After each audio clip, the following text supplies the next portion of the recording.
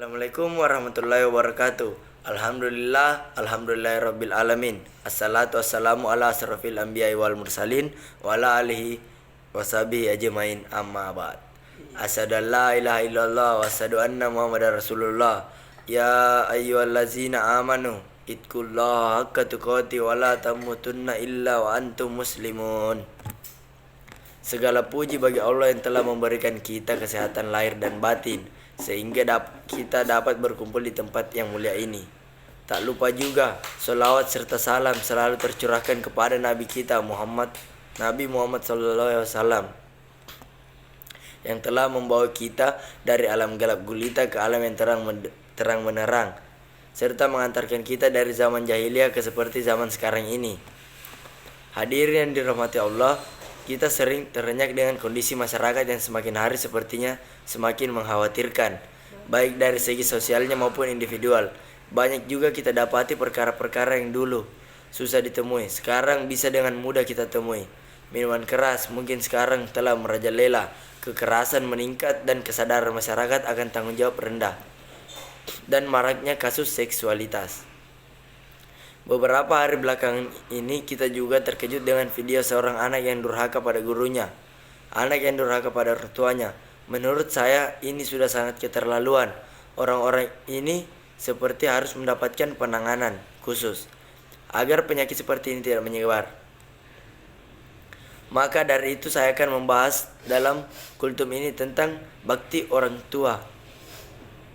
Bakti pada orang tua, terutama kepada ibu.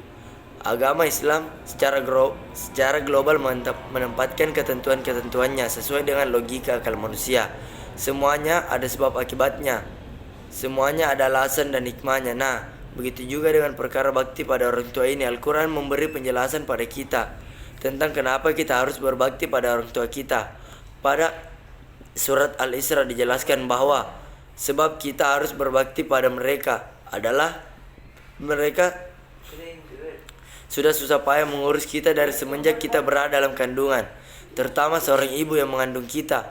Kemudian setelah mengandung, beliau rela menyapi kita selama 2 tahun, mengurus segala keperluan kita, menenangkan ketika kita rewel, memeriksakan ke dokter ketika kita sakit, mengajari kita dengan ilmu-ilmu tentang kehidupan dan menjaga kita dari segala yang bisa mengancam keselamatan kita.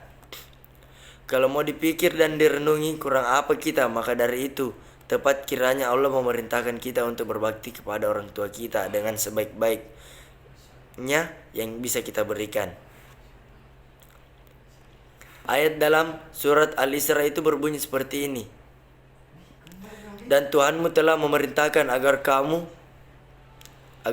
jangan menyembah selain Dia, dan hendaklah berbuat baik kepada ibu bapa.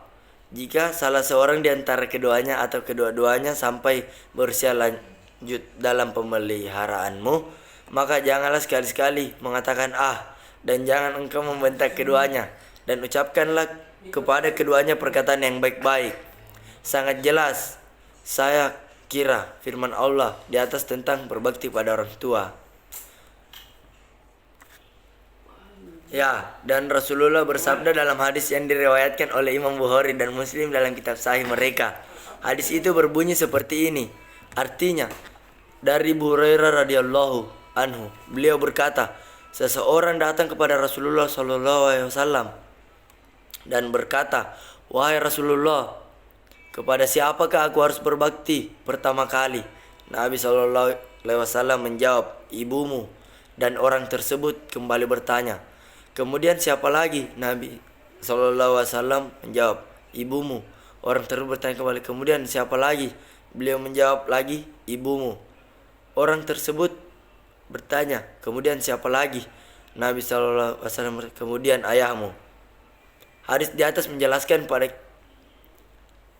kemudian ayahmu. Itu tadi hadis riwayat Bukhari nomor 5971 dan Muslim nomor 2548. Hadis di atas menjelaskan pada kita tentang mana yang lebih berhak atas kasih sayang dan pengabdian kita selaku anak.